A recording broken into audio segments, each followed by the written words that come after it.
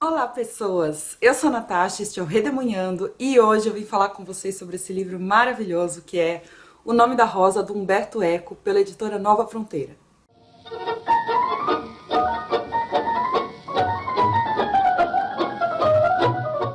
Eu li O Nome da Rosa para dois desafios que eu estou fazendo aqui esse ano. O primeiro é o grande desafio do Culto Booktuber, vocês já sabem o que é, a cada mês nós temos 2 temas para cumprir.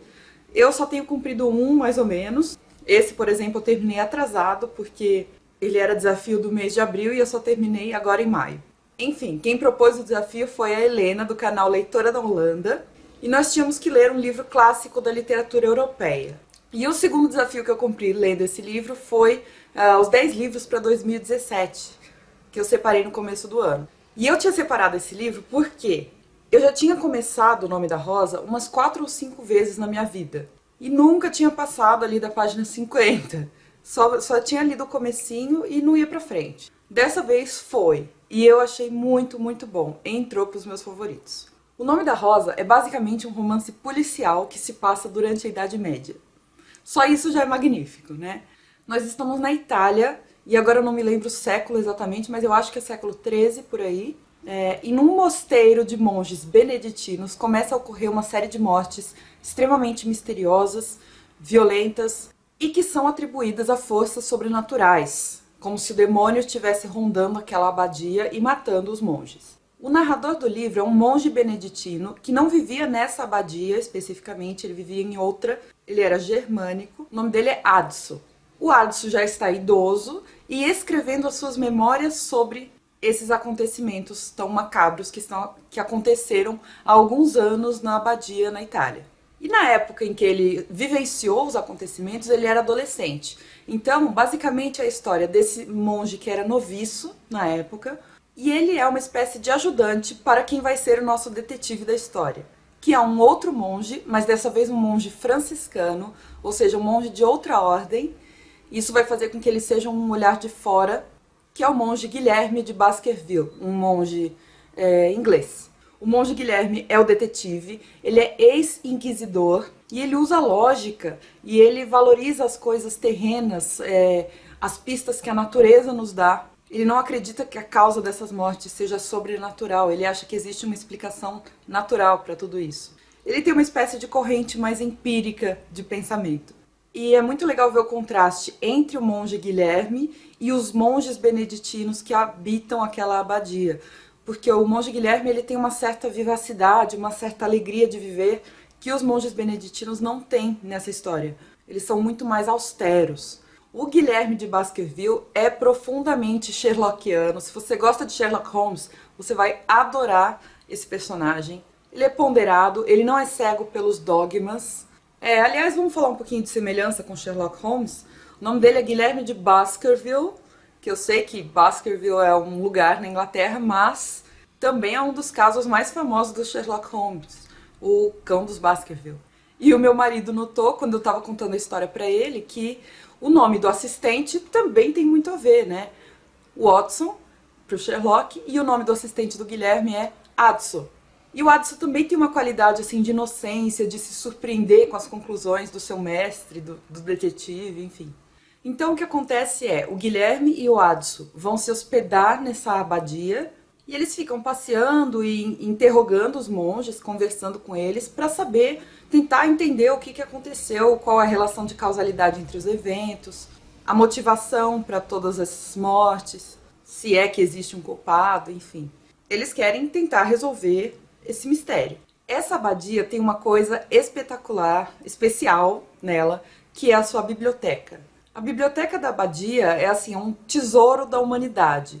A descrição dessa biblioteca no livro é absolutamente embasbacante.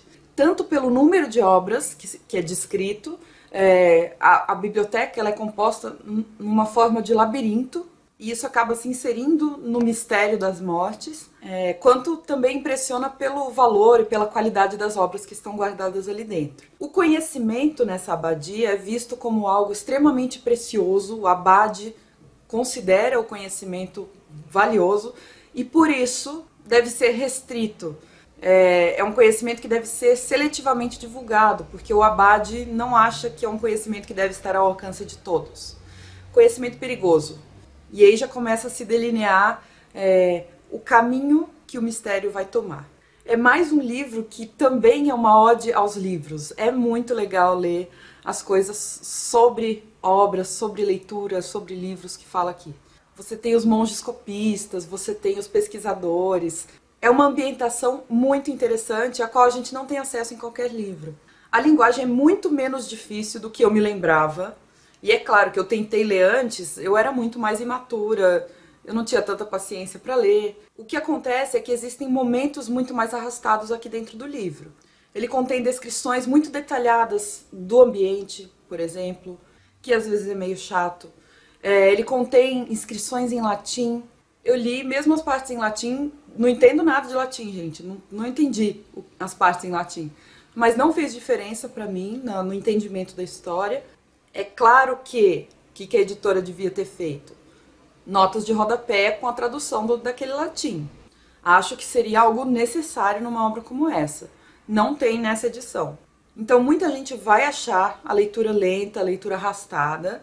Não acho que seja um livro que todo mundo vai gostar. E por que ele é lento e mais arrastado? Porque ele se passa, agora eu achei o ano, ele se passa em 1327. Ou seja, é um livro cuja forma precisa acompanhar o conteúdo. Ele está falando de Idade Média, o ritmo da Idade Média não é o ritmo nosso, contemporâneo.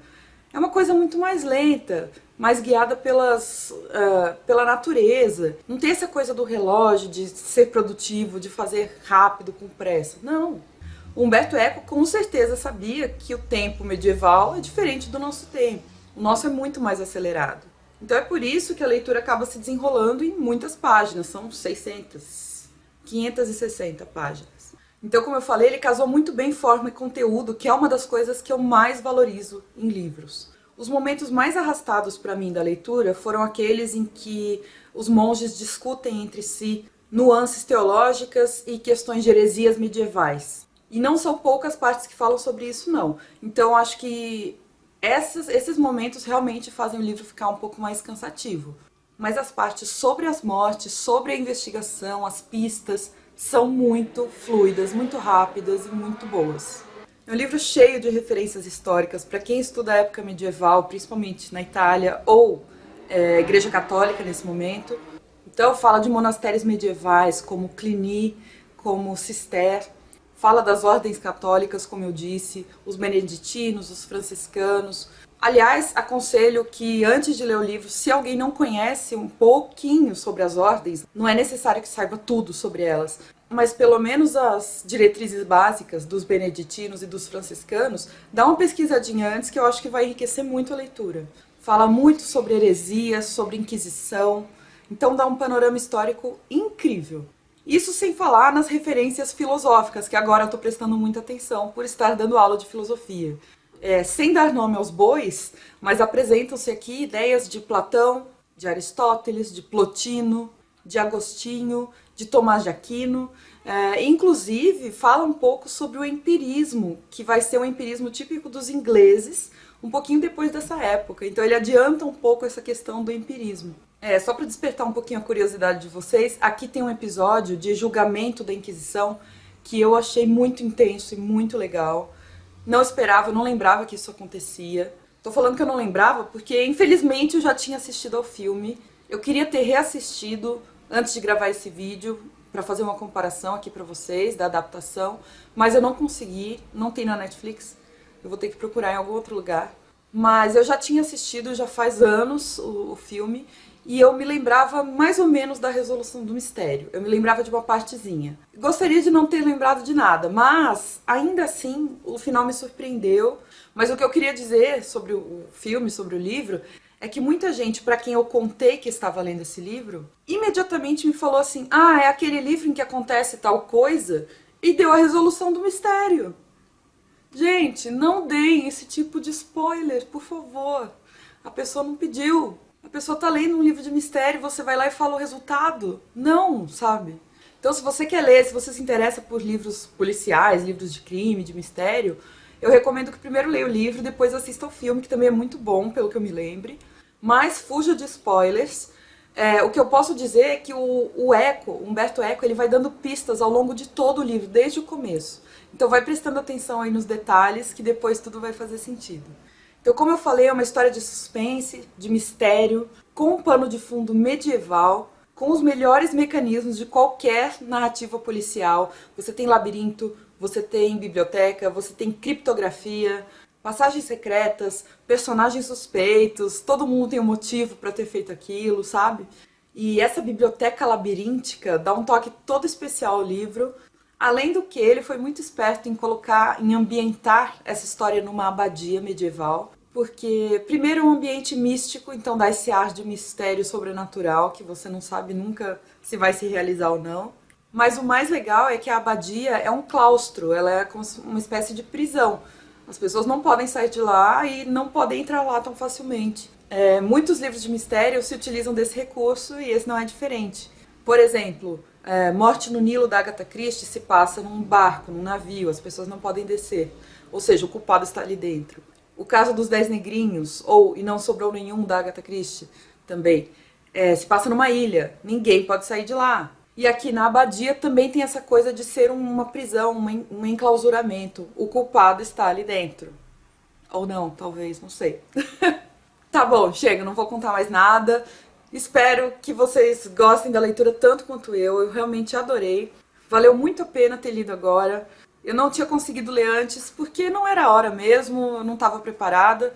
Agora foi a hora certa. Se você gosta de livro policial, de mistério, com pano de fundo histórico, vai fundo, é muito bom. Muito obrigada por terem assistido ao vídeo, deixa um joinha se você gostou, comenta aí embaixo pra mim se você já leu esse livro ou não, se você viu o filme, gostou ou não, e a gente se vê no próximo vídeo. Um beijo, tchau!